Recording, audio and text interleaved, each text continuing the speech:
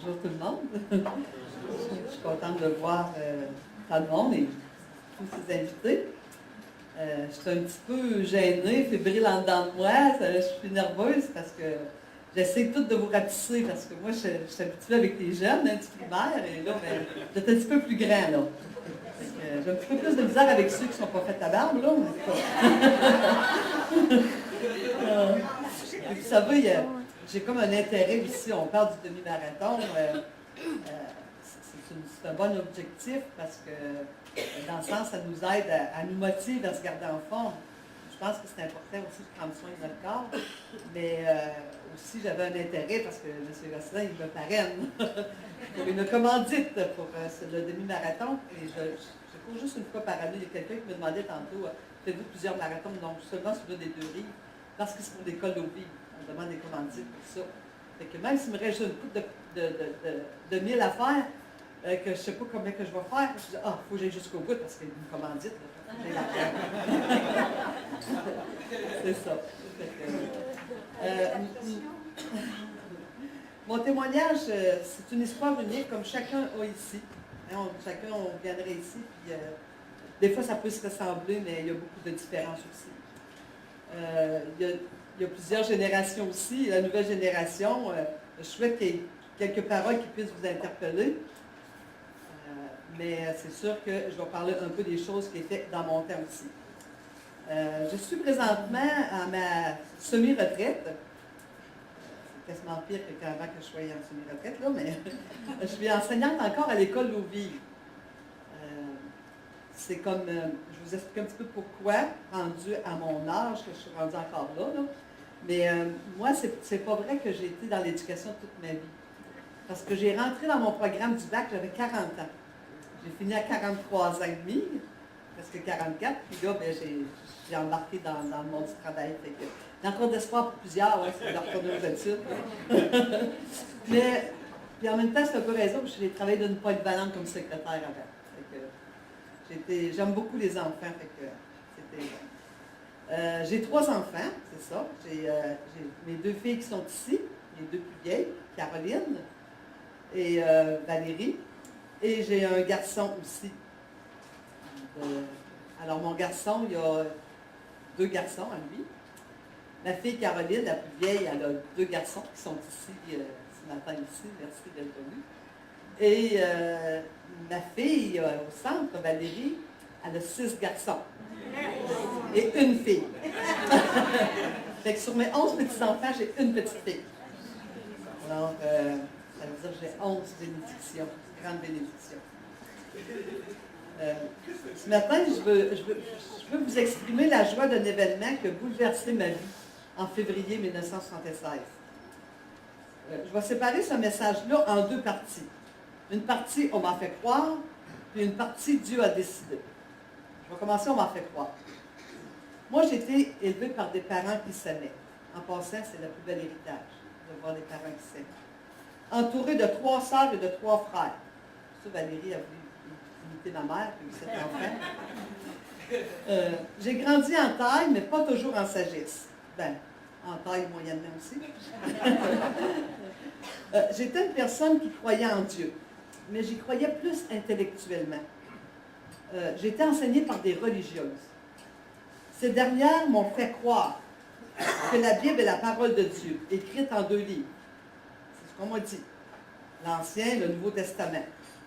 On m'expliquait qu'un testament, le mot testament, lorsque quelqu'un nous laisse un testament, on est comme intéressé à savoir ce qu'il nous dit dedans, ce qu'il nous lègue ou ce qu'il nous dit. Alors, pourquoi pas le lire aussi? Alors, on sait comme c'est important de connaître la volonté de quelqu'un qui nous aime. Mais c'est-tu vrai sur la Bible? En plus, il y a de nombreux archéologues qui ont trouvé plusieurs preuves. Là, je l'ai vu dans des livres, dans des écrits. Et ce que les prophètes aussi ont annoncé, ont prédit, est arrivé, malgré que quelques prophéties sur la fin des temps qui n'est pas encore arrivée, là, mais à cause de la patience, de la miséricorde de Dieu. Mais la preuve est faite. Alors, j'ai pu constater que les religieuses avaient raison. Oui, c'est vrai, la Bible, c'est vrai. On m'a fait croire que l'univers et l'homme ont été créés par Dieu. Bien, cela, ça n'a pas été difficile pour moi d'accepter cette vérité, car j'ai déjà lu ce que Dieu, le Dieu de la Bible, qui était le créateur de l'univers, malgré que c'est contesté par plusieurs, là, malgré que, quand je pense à tout ce qui est fabriqué par les hommes, qui requiert un créateur, cette montre-là, ça n'a pas été fait toute seule. Hein, c'est vraiment un créateur qui l'a fait, un concepteur, un architecte, qui fait des maisons, des artistes, des peintures. Pourquoi ne pas croire à un créateur, un artiste, qui puisse avoir conçu l'univers, plutôt que de dire que ça s'est fait comme ça? Alors, je pense que l'univers, c'est encore plus complexe qu'une montre. Hein? Alors, ça ne pouvait pas apparaître du néant pour moi. En plus, je trouve que c'est plus facile de croire que Dieu a tout créé à partir de rien, plutôt de croire que rien s'est transformé dans tout ce qui existe. Et si le hasard ne peut fabriquer une simple montre, comment il peut encore moins fabriquer notre univers magnifique et complexe?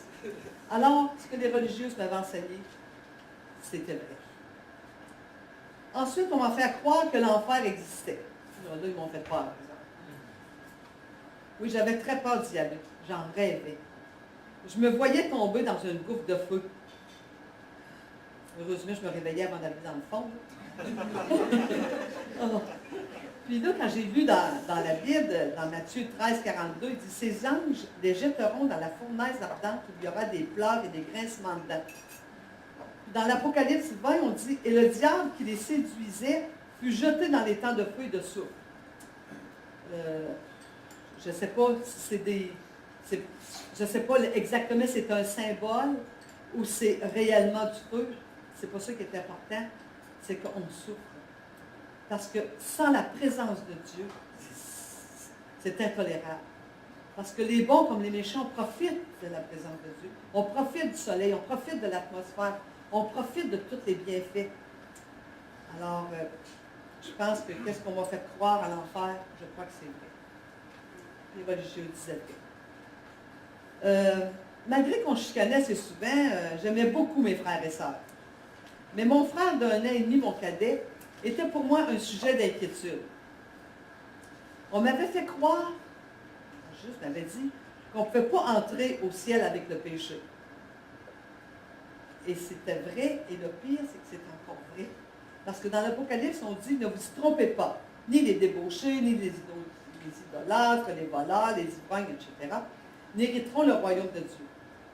Mais mon frère, là, que je vous parle, là, il me semble que lui, il battait tous les records. Je priais pour lui comme une bonne catholique pour qu'il n'aille pas en enfer. Moi, au moins, j'allais à la confesse régulièrement. Mais assez souvent, parce que je péchais beaucoup aussi, tu sais.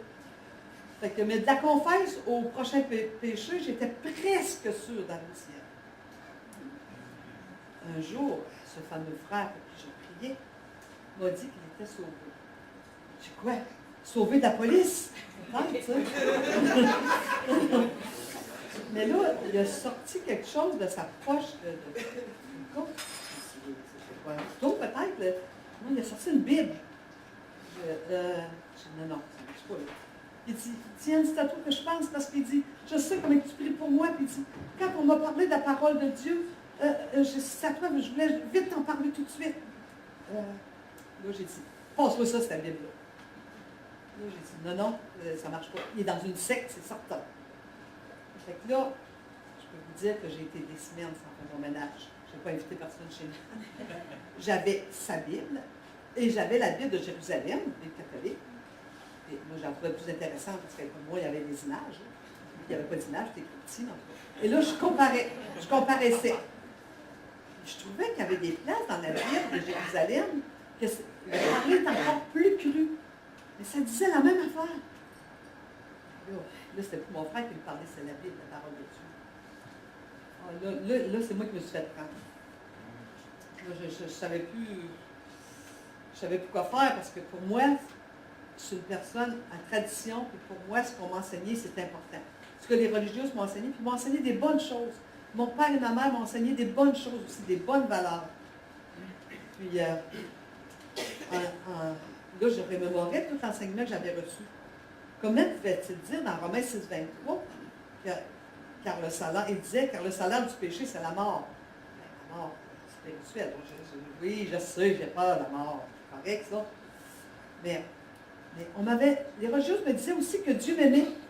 Puis là, ce que j'ai lu, Jean 3,16, j'ai vu à quel point c'était vrai. Car Dieu a tant aimé le monde qu'il a donné son Fils unique, afin que quiconque croit en lui ne périsse pas, mais qu'il ait la vie éternelle. Mon Dieu qui m'aime. Il a donné son Fils pour moi. Ils avaient raison. Ils m'ont encore fait croire que Jésus-Christ a été puni à notre place, en mourant pour que nous puissions aller au ciel. Bon, encore, je l'ai lu là encore, c'était vrai. Cependant, ce sont nos souffrances qu'il a portées. Ça, c'est en Ésaïe 53. Mais il était blessé pour nos péchés, pour les péchés de Diane. Brisé pour nos iniquités. Chacun suivait sa propre voie, et l'Éternel a fait retomber sur lui l'iniquité de nous tous. Mort à ma place. C'est drôle, je le disais, mais tu sais, tu l'entends, et Roger l'avait déjà expliqué qu'il était mort à notre place, mais c'est. Là, je le disais, puis ça me rentrait encore plus à l'intérieur de moi. Quoi, j'ai continué. Là, on m'a fait croire, encore, que je devais prier plusieurs saints pour divers problèmes ou pour des requêtes. Et là, j'ai lu dans 1 Timothée 2,5, c'est écrit, là j'ai une plaque dans le face, il n'y a qu'un seul médiateur entre Dieu et les hommes, Jésus-Christ. Un seul médiateur. Je pouvais prendre l'exemple sur la vie des saints, mais je ne pouvais prier que Dieu. Alors, voici une vérité qui était fausse. Ben, je dis une vérité, mais un enseignement qui était faux. Mais là, je dis, voyons, ça ne se peut pas parce que moi, je vénérais beaucoup Marie parce qu'on me disait qu'on devait. Pour moi, en tout cas, c'était plus facile de dire à ma mère, veux-tu convaincre papa que j'ai à telle soirée, tout ça? Fait que c'était la même chose pour Marie. Alors, moi, je disais, mon chapitre, beaucoup de paroles répétées et tout ça. J'étais une très, très bonne catholique, mais très pécheresse aussi. Alors, mais là, j'ai vu que ça servait à rien. C'était seulement Dieu. Mais en même temps, quand je vois ce qui est arrivé à Marie, là, dans le temps, quand j'ai lu l'histoire, Marie aurait pu se faire lapider sans savoir qu'est-ce qui se passerait dans sa vie quand elle acceptait d'être la mère de Dieu. Alors pour moi, Marie, c'est une des plus grands exemples que je peux prendre, puis qu'on devrait prendre certains. Il fallait qu'elle ait vraiment une grande foi, vraiment une grande foi. Maintenant, c'est Jésus que je prie, c'est Dieu.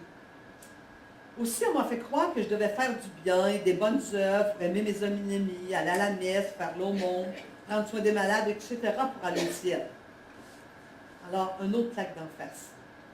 Là, j'ai eu un choc quand j'ai lu Éphésiens 2, 8 et 9. Cela ne vient pas de vous, la vie éternelle dans le ciel, ça ne vient pas de vous. Ce n'est pas par les œuvres que vous êtes sauvés, afin que personne ne se glorifie. Mais là, tout le monde va en enfer. C'est pas par les œuvres. Je ne comprenais pas. Je ne comprenais pas. Là, j'étais toute mêlée. Pourtant, on m'avait dit que la Bible, c'était la vérité. Puis c'était écrit pareil dans les deux Bibles. Alors, là, j'ai vu en même temps l'exemple. C'est comme si, je ne sais pas, Jean-Paul, tu me vois m'en aller avec des écouteurs dans les oreilles, je traverse le chemin, pour traverser le chemin, puis toi, tu me cries, Diane, il s'en vient une vanne. On n'est pas quoi, une vanne, tu sais. Puis là, moi, je l'entends pas. Puis là, Jean-Paul, il prend une course et il me pousse pour pas que je sois frappé. Mais c'est lui qui est frappé. Puis là, je branche Jean-Paul. Jean-Paul, c'est pas assez ce que tu as fait pour moi. C'est pas assez, je vais mourir. Ça serait ridicule. Mais là, je m'aperçois que c'est ça que je faisais avec Jésus. Seigneur Jésus, tu es mort sur la croix par moi, on me l'a dit. Puis là, je l'ai lu, puis c'est vrai. Puis que, comme tu m'aimes aussi. Mais, tu sais, tu es Dieu, mais c'est pas assez ce que tu as fait pour moi.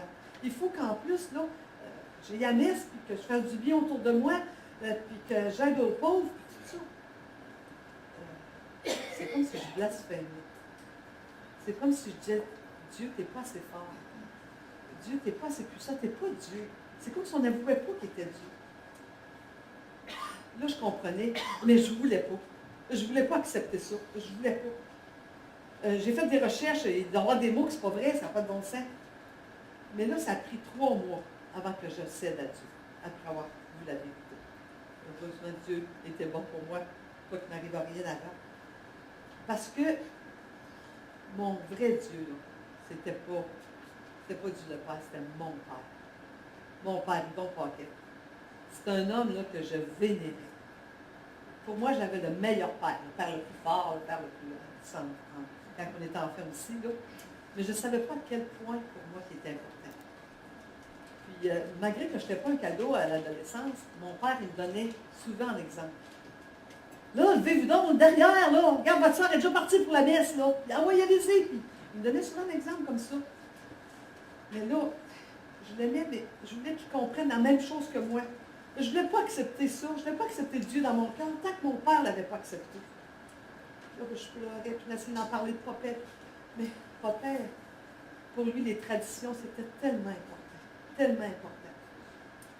Alors, j'ai lu dans Jean, chapitre 14, 22, 23, il y a un de ses apôtres qui a demandé à Dieu, « Pourquoi te feras-tu connaître à nous et non au monde? » Jésus répondit, « Si quelqu'un m'aime, il gardera ma parole. Et mon Père l'aimera. Nous viendrons à lui et nous ferons notre demeure chez lui. » Alors, j'ai dit, « Seigneur, je n'ai pas le choix. C'est toi. » Alors là, j'ai demandé pardon à Dieu pour mes nombreux péchés. Je l'ai invité à habiter en moi. C'est-à-dire que je lui ai donné ma vie toute entière, faisant ce que tu veux. Puis toutes les œuvres, tout le bien que je pouvais faire, c'était la volonté de Dieu. C'était zéro pour aller au ciel. Mais Dieu a dit qu'il avait préparé des bonnes œuvres pour nous d'avance. Puis quand on fait des bonnes œuvres, on est heureux. En passant, Monsieur et Mme Bergeron, pour moi, c'est des invités aujourd'hui, mais ils ont toujours été un exemple pour ça. Parce que je sais même qu'à Noël, j'avais déjà invité des gens durant, des choses comme ça. C'est des gens qui donnent beaucoup. Puis il y en a d'autres ici parmi vous, c'est des gens qui donnent. Je pense qu'il faut vraiment s'inspirer de ces personnes-là. Mais c'est sûr, pour aller au ciel, c'est zéro. Mais il faut le faire par amour pour Dieu. Et n'est-ce pas que ça nous rapporte? Ça nous rapporte de voir la joie des gens, comme les gens peuvent être heureux. C'est ça. C'est pas malheureusement que je ne pêche plus. Non, c'est pas ça, malheureusement. Mais j'ai de plus en plus envie de le connaître et de faire sa volonté. J'ai soif de Dieu. J'ai soif de sa parole. J'ai soif de ce qu'il veut m'apprendre. Il y en a encore pas mal à m'apprendre aussi. Mais je ne me sens pas forcée de lui obéir. J'aime le faire. Je savoure ses commandements qui me donnent du bonheur. Alors, je savoure les œuvres qu'il a préparées pour moi pour que je les pratique aussi. Je serais prêt à donner tout pour qu'un de mes enfants que j'aime par-dessus tout puisse se faire soigner et garder la vie. Je suis prête à tout faire pour garder aussi cette relation intime avec mon Papa du ciel aussi, mon Seigneur, mon frère Jésus. Là, maintenant, vous arrivez à l'autre partie. Dieu a décidé. Je ne vais pas toute sa partie-là. À l'âge de 3 ans, mon garçon, Jimmy, il a arrêté une minibus avec sa tête.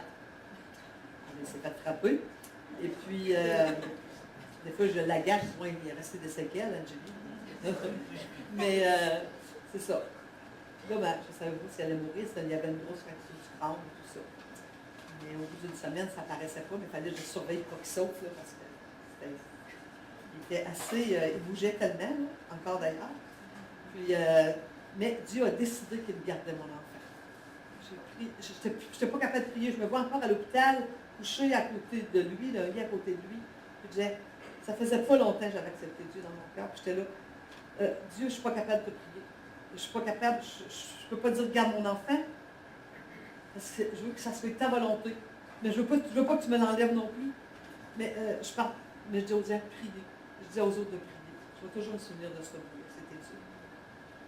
Ensuite, la fille Valérie est enceinte de son 4e enfant, sans savoir que ce n'était pas fini. Et il s'en venait à Québec, et là, ils ont frappé une vanne qui était de travers sur l'avant. Sans pouvoir mettre les freins, c'était une tempête de neige. Alors, Valérie, elle a vu quelques secondes, elle a juste eu le temps de lever les jambes pour protéger sa grosse bédaine, elle était proche d'accoucher, et puis qui est devenue toute bleue, mais c'est que tout le haut du corps. Puis, C'était sa petite fille, ma seule petite fille qui était dans son ventre. Elle était montée à l'hôpital dans l'ambulance, le cœur de l'enfant battait vite, vite. Puis après ça, tout est remédié.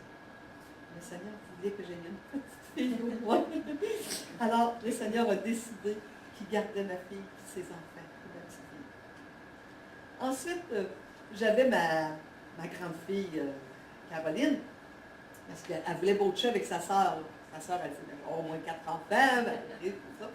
Caroline, elle voulait avoir au moins 4 enfants aussi. Je n'ai pas commencé, Valérie, attends un peu. Et puis, Caroline était enceinte de son 2e enfant, elle était à son 5e mois, et puis, elle a perdu ses os. Puis, Valérie, elle attendait son 2e, elle était enceinte toutes les deux. Et puis, là, le bébé il se débattait pour vivre. Il avait déjà donné un nom, on l'avait appelé Jérémie.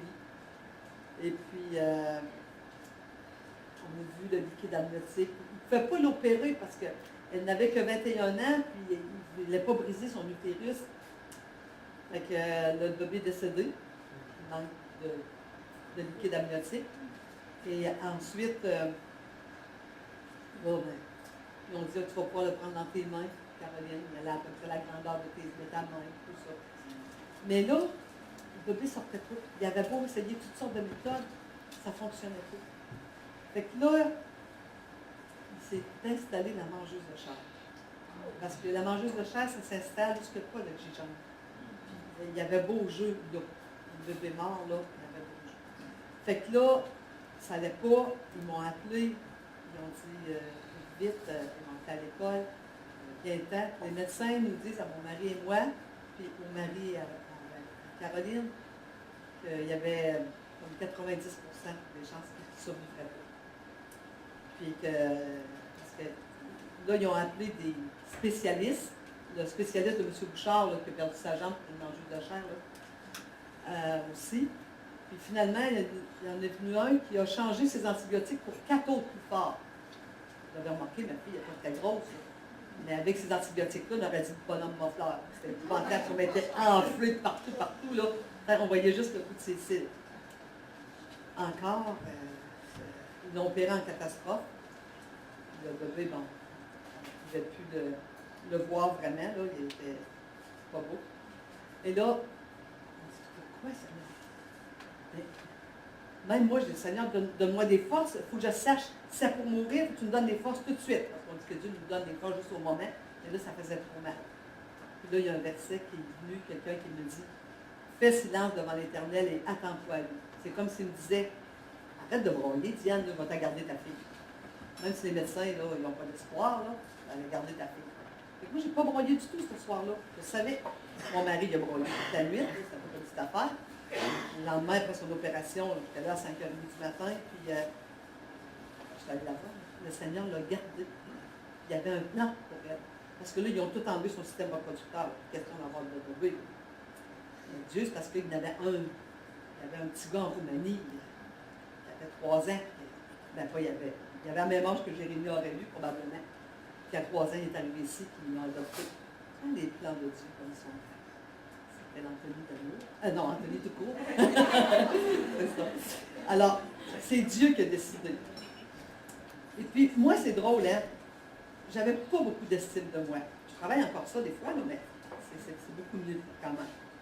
Puis, je travaillais comme bénévole à l'école au Ville, tout ça. Puis, il y en a qui me disaient, Diane, tu devrais aller, tu serais un bon professeur, il me semble qu'on te veut prof. Non, c'est pas pour moi, ça. Non. Parce que moi, là, quand j'allais à l'école, là, pour avoir des 70, là, je me levais la nuit pour étudier. Je travaillais, c'était incroyable, c'était difficile pour moi. Je n'ai pas de succès à l'école, on n'a pas d'aller à l'université. Mais là, pour faire mon bénévole, j'ai dit, ben, je vais peut-être faire des cours compensatoires, parce que moi, j'étais secrétaire avant d'une polyvalente. Fait que j'ai dit, je vais aller faire juste des cours compensatoires en enseignement pour voir. Le premier cours que j'ai fait, vous savez bien comme je me vante, là, j'ai eu 100%. À l'université, imaginez. C'est parce que Dieu savait comment il fallait qu'il me prenne. Il fallait qu'il me redonne confiance en moi. Puis, finalement, ben là, j'ai rentré à l'école, j'ai enseigné. J'ai enseigné même à Pierre-Luc, j'ai enseigné à d'autres élèves aussi, à David Beaulieu. à Myriam aussi. En tout cas, j'étais vraiment bénie aussi. J'ai enseigné, mais le pire, c'est que j'enseigne encore. Il ne faut pas regarder l'âge, hein? Mais c'est sûr qu'à 60 ans, mais ça, c'est Dieu. C'est Dieu qui a décidé ça. À 60 ans, j'ai dit, bon, c'est temps de prendre ma retraite. J'ai travaillé à l'école d'Auvive quand elle était publique. Après ça, je suis allée dans une école, l'école Sainte-Monique, quartier des Saules, quand l'école est devenue privée. Et puis, là, j'ai dit, ouais, là, je peux parler de Dieu et tout ça, mais je vais prendre ma retraite. 60 ans, c'est correct, tu sais. Et puis, il y a une directrice à l'école Auvive qui a dit, non, non, non, non, non, vous venez ici, on a besoin des gens d'expérience. Non, mais là, regardez, j'ai 60 ans. Non, non, on a besoin de vous, on a besoin de vous. La directrice là est venue, mon boss, c'est la fille, Caroline. T'as déjà 6 ans de ça, hein? Alors, mais Dieu y avait un plan. Ensuite, j'avais mon mari. Mon mari, il y avait un anévrisme abdominal qui grossissait bien tranquillement. Ça faisait déjà quelques années. Puis là, il était à un point qu'il devait l'opérer. Puis, il décide, bon, OK, on va opérer, parce que on prend tout ensemble pour le convaincre, parce qu'il ne voulait pas. Ben oui, là, tu sais, tous tes petits-enfants, ça vaut la peine, puis tout ça, puis il faut que tu te fasses opérer, parce que tu sais, ça peut éclater quand même, on convainc. Et là, l'opération va plus ou moins bien, et tout à coup, ça revient sur le bon côté. Mon mari commence à être bien, 2 bacs de son lit, s'assit la jambe croisée, lit son journal avec ses petites lunettes, et tout ça. Et puis, le matin, dans les 3, 4 heures, 5 heures, une hémorragie interne. Il décède. Alors, Dieu, je ne savais pas pourquoi, Dieu a décidé ça comme ça. C'est comme si Dieu décidait juste du bien de moi, mais là, il décide pas du mal. Dieu, il a un plan pour moi. C'était difficile, c'est parfois encore des fois difficile, mais avec Dieu, là, si on s'appuie sur lui, on passe à travers les obstacles, c'est sûr. Il ne voulait pas que je reste à me morfondre sur ma peine. Vous savez, à l'âge de 6 ans, il y avait 2 choses que je désirais. Je désirais d'être missionnaire. Il était venu des religieuses habillées tout en blanc, qui venaient de l'Afrique, qui me racontaient un petit peu ce qu'ils faisaient là-bas. Puis j'étais, oh, que j'aimerais ça être comme eux autres, moi, qui allaient être missionnaire.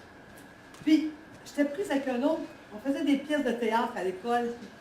C'était des pièces religieuses en plus, parce que c'était des religieuses qui enseignaient. Puis, il y en a une, elle s'appelait Sœur Alexandra, qui était vraiment bonne pour ça.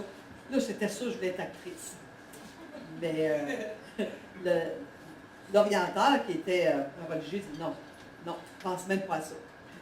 Actrice, puis prostituée, c'est quasiment pareil. Pour eux autres, c'est ça. Bon, les rêves ont parti.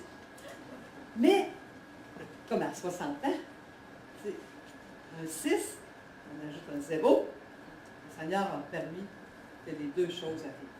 Je suis devenue missionnaire. Missionnaire. Il faut l'entendre, là. OK. Je donne la dîme, je donne l'argent pour plusieurs pays, parce que pour moi, c'est ma façon d'être missionnaire. Mais surtout, j'ai eu à cœur, de 6 ans, en parlant avec quelqu'un qui allait en Haïti. Alors là, ça va faire 5 ans que je vais en Haïti. 8 jours, pas beaucoup, mais 8 jours. Mais je m'occupe, je fais des repas spaghetti, on va vendre des bouteilles, on ramasse des choses pour pouvoir aider. C'est moi qui paye les professeurs là, dans cette école de Duval. Le pasteur, là-bas, il y avait deux enfants uniques. Puis, dans ces listes, sont morts écrasés par l'école qui était tombée et l'église. Alors, j'ai eu vraiment à cœur d'aller aider. Fait que, puis là, je fais les petites réunions avec les professeurs, je donne des petites activités aux élèves. On va porter du riz dans les foyers. Alors, ça, c'est... Seigneur, tu veux être missionnaire? Ah ouais, vas-y, let's go. Mais il va tranquillement avec moi quand même. Puis après ça, bien, là, 5 ans aussi, à peu près, j'ai embarqué dans une organisation qu'on appelle Acte d'espoir. Alors, je fais des pièces de théâtre. Alors, pour parler de Dieu. Alors, je suis en France, je suis en Acadie, je suis en Gaspésie, je suis à Québec. Alors, Acte d'espoir, on fait des pièces, aussi des pièces religieuses. Alors, le Seigneur dit, tu veux être actrice? Ah ouais, let's go. Fait que, si vous avez des rêves, là, faites attention, là, à 60 ans, ça peut sortir. 77, on ne sait pas, hein? On ne sait pas. Fait que ça, c'est vraiment ce que le Seigneur m'a béni de cette façon. Alors voici parce que Dieu a décidé pour moi. Des fois, j'ai pensé que c'était non. À 60 ans, c'était oui. C'était oui pour la vie. Il a décidé oui pour la vie, puis il a décidé oui pour la mort aussi. Ma conclusion, c'est que pour moi, il est important de savoir où je vais après la mort. Et aussi si ma famille y retrouvera un jour. Vous savez, notre cœur bat à 100 000 fois environ pour 24 heures. Puis on peut être qu'un battement de cœur de l'éternité. Car un jour, l'un de ces battements sera le dernier. Aujourd'hui, on est plus près d'éternité que nous l'étions hier.